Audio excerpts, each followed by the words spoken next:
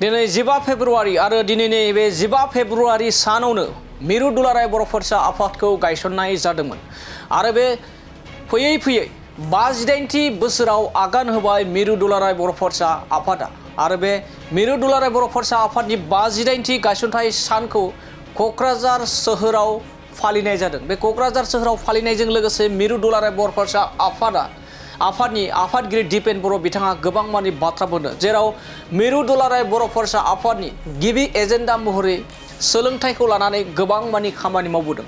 बेनि अनगायैबो मिरु दुलाराय बर' फरायसा आफादा समाजाव जौ जुवा ड्राग्स दायना आरो उन्दै बैसोआव हाबा जानायखौ गैया खालामनो जिर' खालामनो थाखाय खामानि मावगोन एबा जिर' खालामगोन बे बाथ्राखौ बुंदों एबा बे गोख्रों बाथ्राखौ बुंदों मिरु दुलाराय बर' फरायसा आफादनि आफादगिरि दिपेन बर' बिथाङा, जेराव बिथाङा फोरमायदों दि दिनैसिमबो जोंनि हारिनि गेजेराव जानो गैयै सोदोबा दङ। दिनैसिमबो जोंनि बर' हारिनि गेजेराव एबा बर' हारिनि न'खराव गोबां जेंना दङ, गोबां सोलोंथाइनि जेंना दं, गोबां मावनांगौ दं।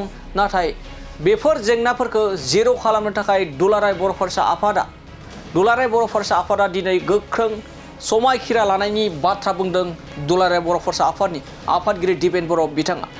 थारैनो बिदिबा फैदो जे समाजाव जौ जुवा ड्राग्स दायना आरो उन्दै बैसोआव हाबा जानायखौ जिर' खालामनाय थामहिनबा गैया खालामनायखौ लानानै मिरु दुलाराय बर' फरायसा आफादनि आफादगिरि दिपेन बर' बिथाङा मा फोरमायफै जों बिथांनिफ्राय आबुङै मिथिना लानि। दिनै गैजारोङैनि थासारिया दाबो दङ, बेखौ जोङो गैया खालामनांगोन। बेनिफ्राय जों उदां जानांगोन। इलिटारेसिनि जेंना, इडुकेटेड आनएमप्लयमेन्टनि जेंना, लेक अफ क्वालिटि इडुकेसननि जेंना बे दाबो दङ।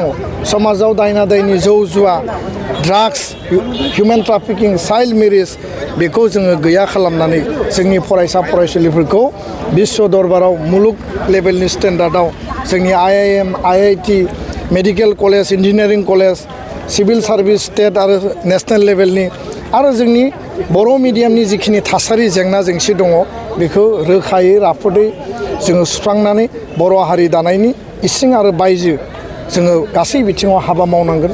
बे समायखिराखौ दिनै जोङो बे जोनोम सानाव जों लाबाय आरो फैबाय थानाय 100निफ्राय 1000 इयार्ससिम एबसुआ बर' हारि दानायनि थाखाय निस्थाबान खुनु मेंनाय बानाय गैयाजासे, खुनु जोङो जिरायनाय गैयाजासे जोङो सेल्फलेस भलुन्टारि सार्भिस होलांनायनि गेजेरजों हाबा मावगोन आरो बे साफ्रोमबो एबसु बिबानगिरिफोरनि माने गुबै आरो गाहाय थांखि आरो समायखिरा जानांगौ।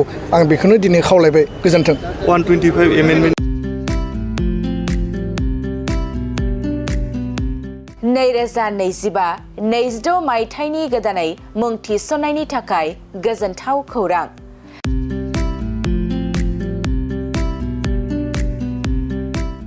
क'क्राझार सहरनि साखाथियाव थानाय थिथागुरि मानास पाब्लिक स्कुला गुन गोनां सोलोंथाइ बोसोरनि नार्सारिनिफ्राय थाखो 9सिम फरायसा फरायसुलिफोरनि गोदानै मुं थिसननायनि खाबुफोर होगासिनो दं।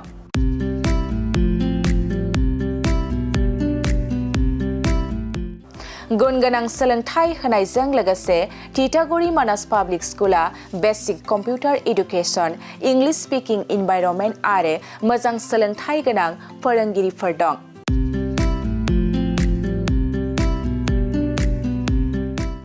आरो फरायसा फरायसुलिफोरनि थाखाय सोलोंथाइ लानायजों लोगोसे यगानि खाबुबो दं।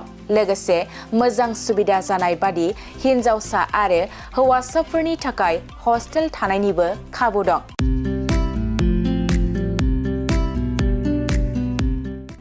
बेनिखायनो नोंथाङाबो नोंथांनि गथ'खौ गोदानै मुं थिसनोब्ला थिथागुरि मानास पाब्लिक स्कुलाव मुं थिसननो हागोन। नोंथाङा आबुङै मिथिबावनो थाखाय 6000853288, 6000489621 आरो 9101008849 जानबुं नाम्बाराव खौरां लाहरनो हागोन।